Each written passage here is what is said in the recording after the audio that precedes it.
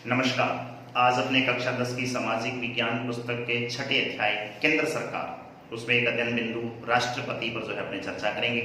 तो शुरू करते हैं आज का नया टॉपिक राष्ट्रपति। राष्ट्रपति के चुनाव की प्रक्रिया, उसको संविधान में कौन सा दर्जा दिया गया है, उसकी बात, उसके ऊपर किस तरीके की उसकी व्यवस्थाएं हैं, उन सब अनुच्छेदों पर बारी बारी से अपनी चर्चा करेंगे।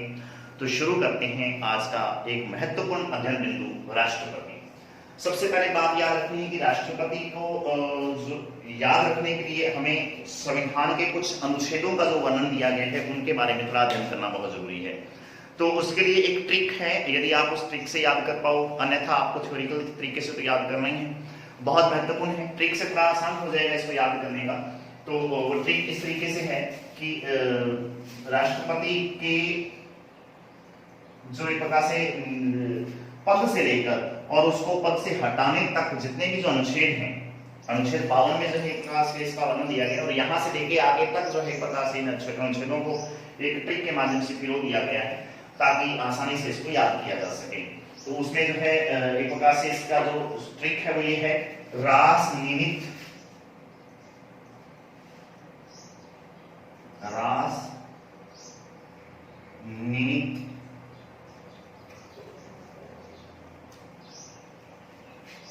कापू की योग्यता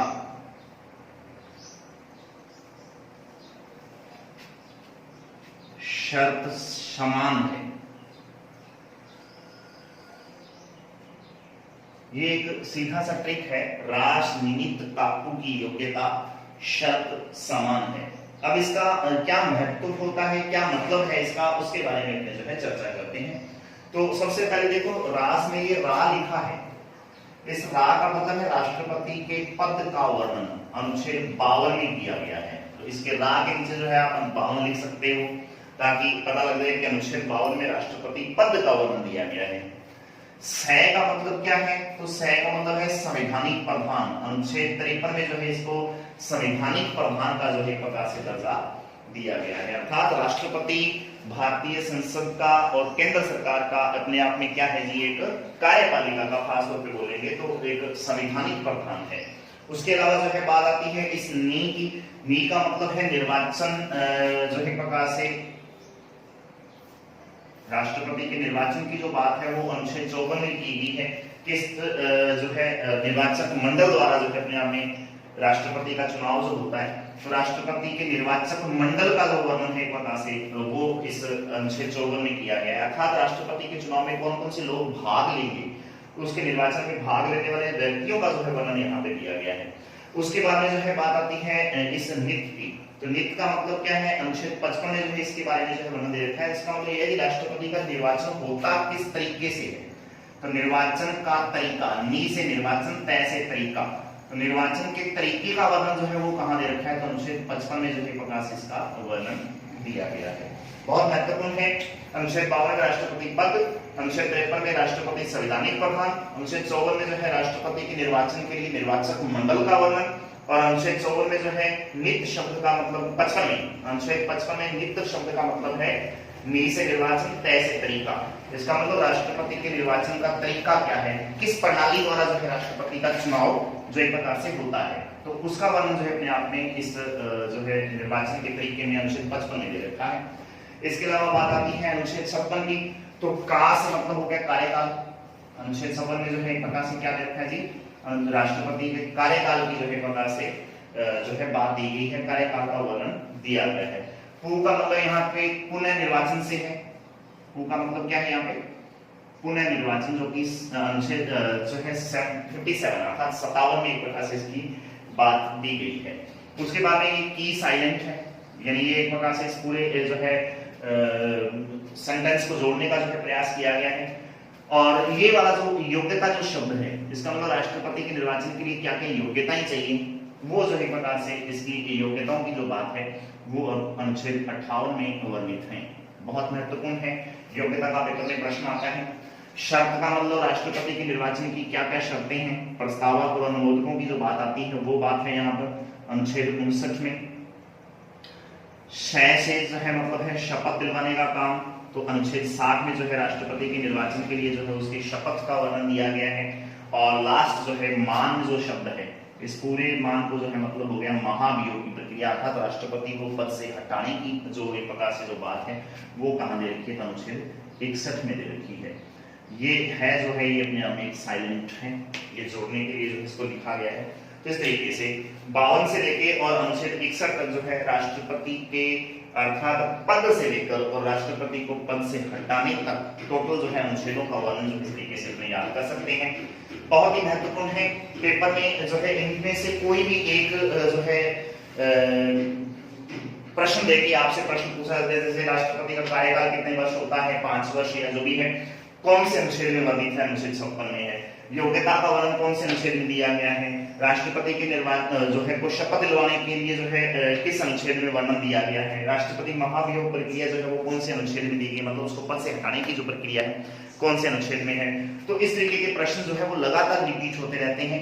कंपटीशन के लिहाज से भी, 10वीं सामाजिक अध्ययन के इतिहास जो है इतिहास से भी, और उसके साथ साथ में जो 12th पॉलिटिकल साइंस के जो स्टूडेंट्स हैं उनके लिए भी जो है एक प्रकार से ये बहुत महत्वपूर्ण जो है एक अनुच्छेद हो जाते हैं जिनको आपने याद रखना है। इसके अलावा जो है अब बात करेंगे इनका बारी बारी से। तो अनुच्छेद 52 से जो अपने शुरू करते हैं, कौन कौन सी चीजें किस किस में है। तो अनुच्छेद 52 क्या बात रखी है, हालांकि बात अपने कर चुके हैं, फिर भी अपने जो है इनको फटाफट उतार लें। तो अनुच्छेद 52 में वर्णन दे रखा है राष्ट्रपति का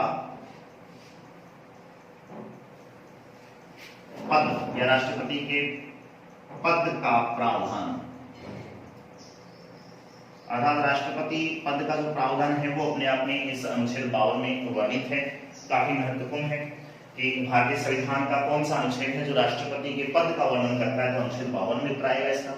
अनुच्छेद जो एक प्रकार से 53 है, 53 जो अनुच्छेद है वो क्या कहता है, राष्ट्रपति जो है कार्यपालिका का क्या है, कार्यपालिका का संवैधानिक, यानी इसको नाम मात्र बोल देंगे, नाम मात्र का प्रधान है। अब बात आती है वास्तविक प्रधान कौन है, तो वास्तविक प्रधान प्रधानमंत्री सहित मंत्री परिषद जो होती है वो अपने आप में वास्तविक प्रधान होती है पूरी की पूरी शासन व्यवस्था की। और भारत की जो है शासन व्यवस्था या जो कार्यपालिका है जिसने शासन को संचालित करना है, उस कार्यपालिका का जो संवैधानिक प्रधान है वो अपने आप में राष्ट्रपति होता है। और इस बात का वर्णन जो है कहां दे रखा है, तो अनुच्छेद 53 में जो है इसका वर्णन दिया गया है। बात आती है अनुच्छेद 54 की। तो अनुच्छेद 54 में जो है वर्णन है वो दे रखा है राष्ट्रपति के निर्वाचन में निर्वाचक मंडल, तो निर्वाचक मंडल का प्रावधान। अब निर्वाचक मंडल का मतलब क्या है ये आपको समझना है। निर्वाचक मंडल का मतलब है राष्ट्रपति के निर्वाचन में कौन कौन से लोग या कौन कौन से व्यक्ति जो है भाग लेंगे। क्योंकि हमें पता है कि राष्ट्रपति का निर्वाचन अप्रत्यक्ष रूप से होता है, मतलब जनता द्वारा चुने हुए प्रतिनिधि ही इसका एक प्रकार से क्या है निर्वाचन करते हैं। इसलिए अप्रत्यक्ष रूप से निर्वाचन होगा तो फिर इसमें कौन कौन से लोग शामिल होंगे, कौन कौन से नेता लोग जो है इसमें शामिल होते हैं। तो याद रखेंगे राष्ट्रपति के निर्वाचन में संसद के सभी निर्वाचित सांसद मतलब एमपी राज्यों की विधायिका, राज्यों की विधायिका की निर्वाचित एमएलए तथा दिल्ली व पुडुचेरी के, पुडुचेरी की जो विधायिका या जो विधानसभा है, पुडुचेरी विधानसभा ऐसे नहीं, पुडुचेरी विधानसभा के निर्वाचित एमएलए। अब इस बात को जो है आप समझें क्या जो है बताने का ये प्रयास कर रहा है। ये सारे लोग जो है राष्ट्रपति के निर्वाचन में भाग लेंगे। अब देखो राष्ट्रपति का निर्वाचन करने के लिए कौन कौन से सदस्य जो है इसमें शामिल होते हैं, तो याद रखेंगे एक तो संसद के सभी जो है निर्वाचित एमपी जो होते हैं अर्थात सांसद होते हैं, अब संसद का मतलब यहाँ पे लोकसभा और राज्यसभा दोनों से है। लोकसभा के जो निर्वाचित सदस्यों की जो संख्या है 545 टोटल है, उनमें से 543 निर्वाचित होते हैं, याद रखिए 543 लोकसभा के जो एक प्रकार से क्या है कि जो निर्वाचित सदस्यों की संख्या होगी। उसके अलावा जो है एक प्रकार से 12 राज्यसभा के जो है मनोनीत सदस्य होते हैं, उनके अलावा बचे हुए टोटल 245 है, तो 12 निकाल दोगे तो 233, अर्थात राज्यसभा के जो है एक प्रकार से कितने हैं जी 233 सदस्य ऐसे हैं जो कि क्या है जी निर्वाचित हैं राज्यसभा के। तो इन दोनों को यदि मिला दिया जाए, लोकसभा और राज्यसभा दोनों को मिला दिया जाए तो कितना हो जाएगा जी 776 एमपी हो जाएंगे, अर्थात संसद के 776 जो है एमपी यानी मेंबर ऑफ पार्लियामेंट, जिसको आप सांसद बोल देते हो, वो निर्वाचन में भाग लेंगे। प्लस राज्यों की जो विधायिका, अब इस विधायिका के अंदर भी दो चीजें हैं, एक विधानसभा और एक विधान परिषद। आपको पता होगा जम्मू कश्मीर को यदि अब छोड़ दिया जाए क्योंकि वो केंद्र शासित प्रदेश हो चुका है, तो उसके अलावा वर्तमान में 6 ऐसी जो है राज्य हैं जिनके अंदर विधायिका के अंदर 2 सदन हैं, बाकी में लगभग एक ही है, जैसे विधानसभा राजस्थान में, पंजाब में, हरियाणा में जिस तरीके से है, ठीक है। और 6 ऐसे जो है राज्य हैं भारत के जिनमें विधायिका द्विसदनीय है, अर्थात वहां पे विधानसभा भी है और विधान परिषद भी है। नेक्स्ट जो अपने लेसन आएगा 7वां राज्य केंद्र राज्य सरकार, उसमें जो अपने इसके बारे में खास तौर पर चर्चा करेंगे। तो विधायिका के जो एक प्रकार से निर्वाचित सदस्य मतलब राज्यों की जो एक प्रकार से जो सरकारें हैं उसमें जिनको अपने एमएलए बोल देंगे, वो निर्वाचित एमएलए, चाहे वो विधायिका अर्थात विधानसभा के जो एक प्रकार से निर्वाचित हो, चाहे वो राज्य जो एक प्रकार से इसके विधान परिषद के निर्वाचित सदस्य हैं, तो वो जो है एक प्रकार से इसमें भाग लेंगे। तो 28 राज्य बच गए हैं वर्तमान में, और 2 केंद्र शासित प्रदेश हैं, कुल्लू जो है एक प्रकार से दिल्ली, पुडुचेरी और दिल्ली, यहाँ के भी जो है विधानसभा के जो निर्वाचित एमएलए हैं ये अलग अलग राज्यों के अलग अलग निर्वाचित होते हैं। जैसे राजस्थान की विधायिका की अर्थात विधानसभा की बात करें तो 200 एमएलए हैं, यूपी की एक प्रकार से विधायिका अर्थात विधानसभा की बात करें तो विधानसभा के अंदर 403 एक प्रकार से एमएलए हैं, विधान परिषद में वहां अलग होंगे। तो इस तरीके से एक प्रकार से सभी राज्यों के एमएलए जो निर्वाचित हैं वो सारे के सारे इसमें भाग लेंगे। प्लस 2 केंद्र शासित प्रदेश हैं, दिल्ली और पुडुचेरी, जिसको पहले पांडिचेरी के नाम से जानते थे, ये दोनों जो एक प्रकार से केंद्र शासित प्रदेशों के जो एक प्रकार से निर्वाचित एमएलए हैं वो राष्ट्रपति के निर्वाचन में भाग लेंगे। इन सभी सदस्यों को क्या कहा जाता है? निर्वाचक मंडल कहा जाता है, यानी जो केवल निर्वाचित हैं उनको निर्वाचक मंडल के नाम से पुकारा गया है। इसके अलावा बात आती है अनुच्छेद 55 की, बहुत महत्वपूर्ण है। तो अनुच्छेद 55 जो है वो बताता है राष्ट्रपति का चुनाव किस तरीके से होता है, निर्वाचन का तरीका, राष्ट्रपति के निर्वाचन का तरीका इसमें जो है दे रखा है, किस तरीके से एक प्रकार से राष्ट्रपति का निर्वाचन होता है। तो राष्ट्रपति का निर्वाचन का तरीका बहुत महत्वपूर्ण है। एक तो याद रखेंगे राष्ट्रपति का निर्वाचन होता है कौन सी प्रणाली द्वारा, तो एकल संक्रमणीय आनुपातिक प्रतिनिधित्व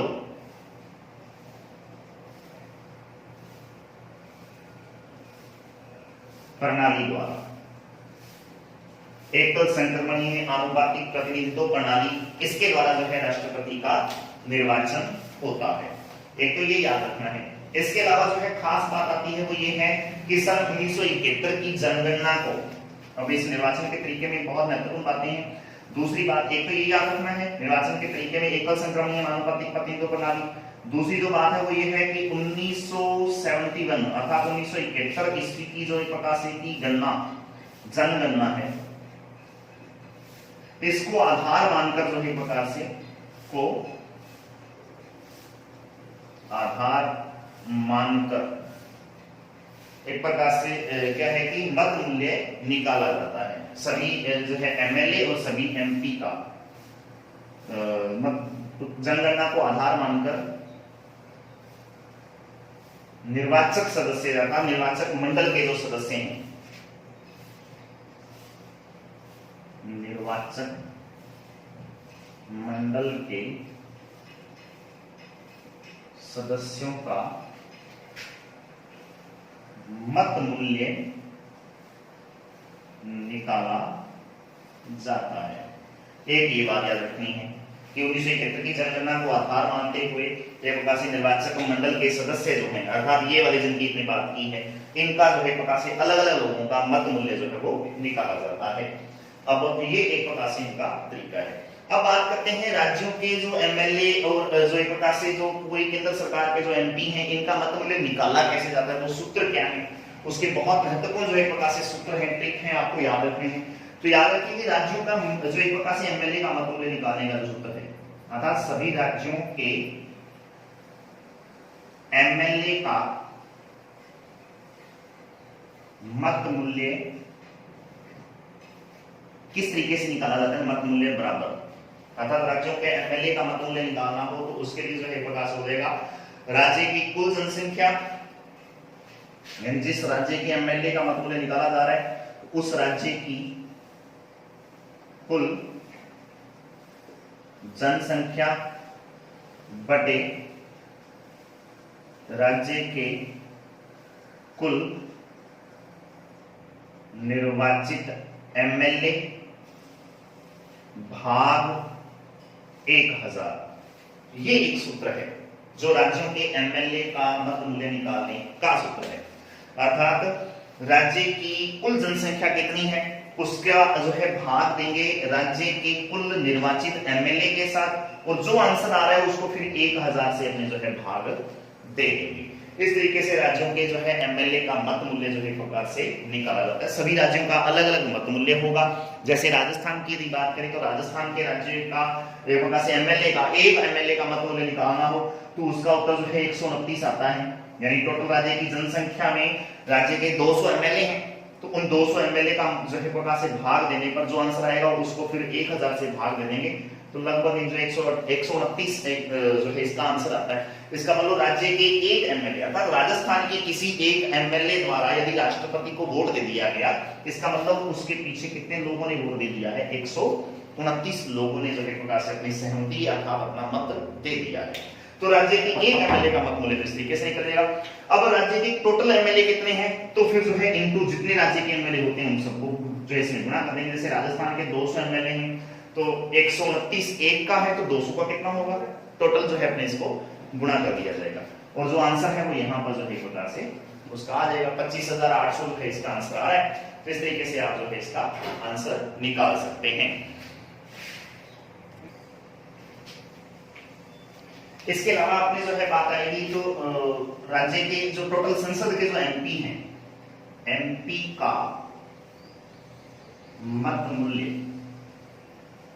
निकालने का जो सूत्र है वो आपको याद रखना है। अब जिस तरीके से अपने एक राज्य के एक एमएलए का मत मूल्य निकाला, राज्य की कुल जनसंख्या बटे राज्य के कुल निर्वाचित एमएलए भाग 1000, इसी तरीके से जो है राज्य की टोटल संसद के जो एमएलए हैं, एमपी इन एमपी का मत मूल्य निकालेंगे। अब एमपी की टोटल संख्या जो लोकसभा की 543 प्लस राज्यसभा की 233 मिलाकर 776 जो एमपी बने हैं अपने जो निर्वाचित हैं प्रकार से, उन निर्वाचित एमपी का मत मूल्य निकालने का जो सूत्र है वो आपको याद रखना है। तो याद रखेंगे राज्यों के कुल एमपी एमएलए जो सभी राज्यों के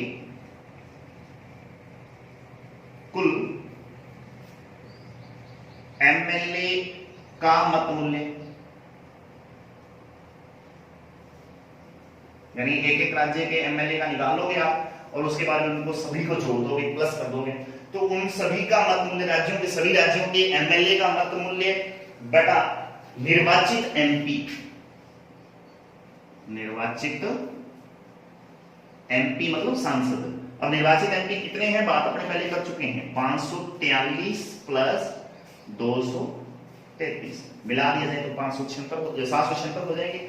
अब राज्यों के कुल एमएलए का मत मूल्य बटे में जो है निर्वाचित एमपीओ का यदि मत मूल्य जो एमपीओ की जो संख्या है इनको अपने भाग दे दिया जाए आपस में, तो फिर जो है एक राज्य की एक एमपी का मत मूल्य, पूरे देश का जो एक एमपी, जैसे अपने गंगानगर विधानसभा लोकसभा क्षेत्र की बात करें तो जो एमपी हैं अपने निहाल चंद जी मेघवाल, उनका जो है प्रकार से मत मूल्य जो है यहाँ से एक प्रकार से प्राप्त हो जाएगा।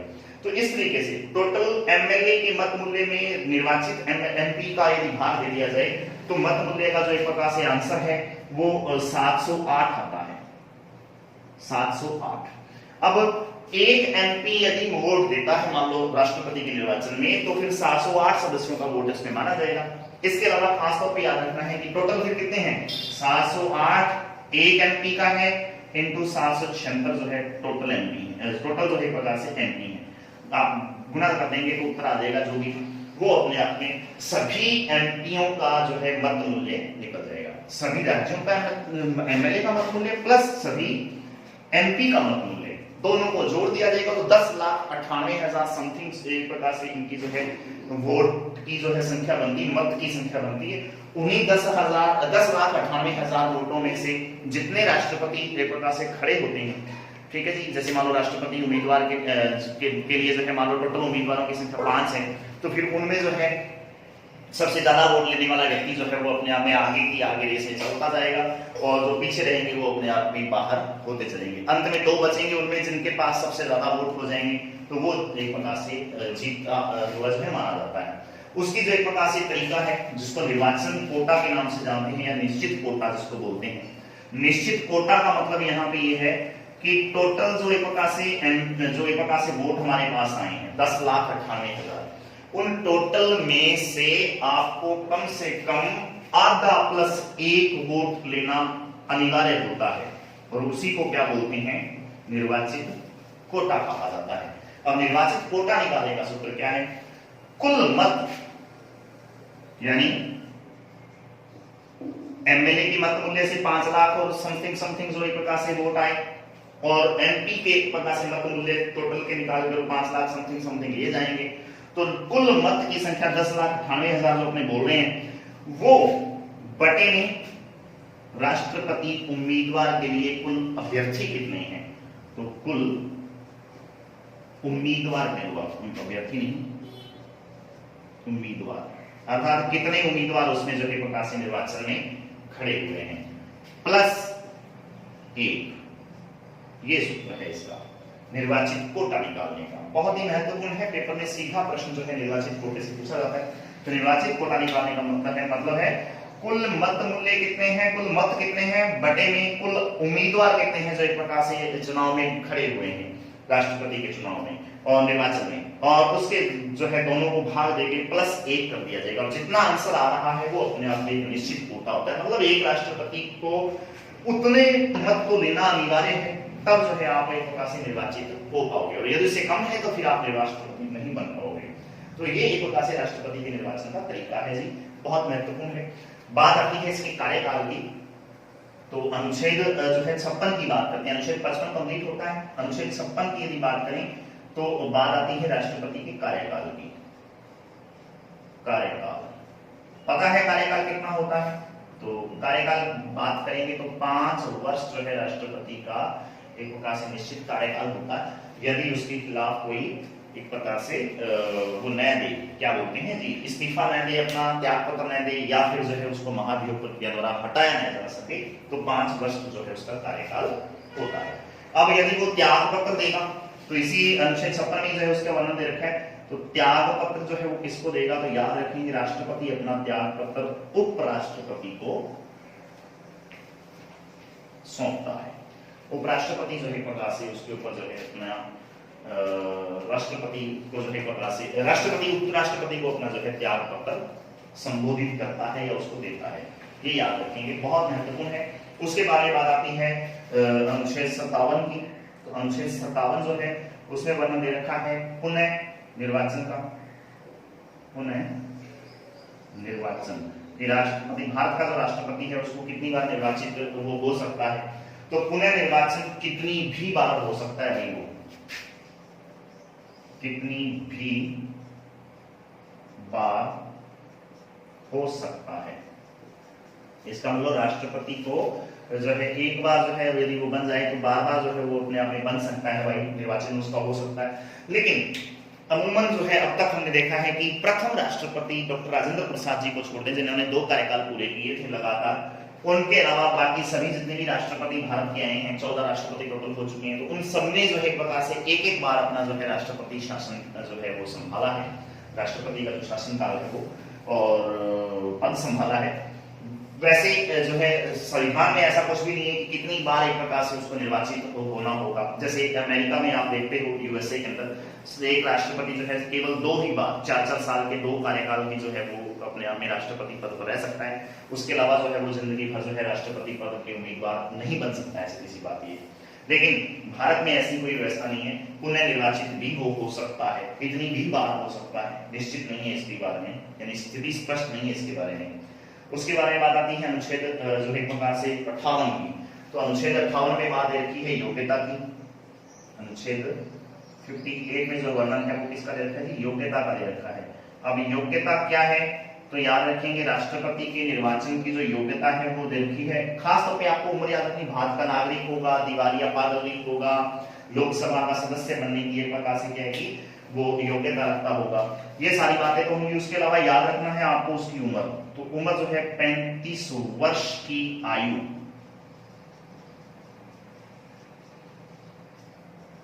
पूर्ण किया होना चाहिए। तो 35 वर्ष की आयु जो है एक प्रकार से पूर्ण होने वाला व्यक्ति ही एक प्रकार से क्या है कि राष्ट्रपति के निर्वाचन में भाग लेगा, ये याद रखेंगे। तो ये एक प्रकार से महत्वपूर्ण जो है इसकी कुछ एक बातें हैं। उसके अलावा जो है इसमें जो है लोकसभा का सदस्य बनने की योग्यता रखता होगा। तो ये सारी चीजें जो है अपने राष्ट्रपति के 58 नंबर जो अनुच्छेद है उसमें योग्यता के संबंधित जो है बातें आ जाएंगी। तो अब जो है कुछ जो बचे हुए जो अनुच्छेद है उसके बारे में अपने जो है नेक्स्ट वीडियो में जो है चर्चा करेंगे। आज के लिए इतना ही। धन्यवाद। जय हिंद, जय भारत।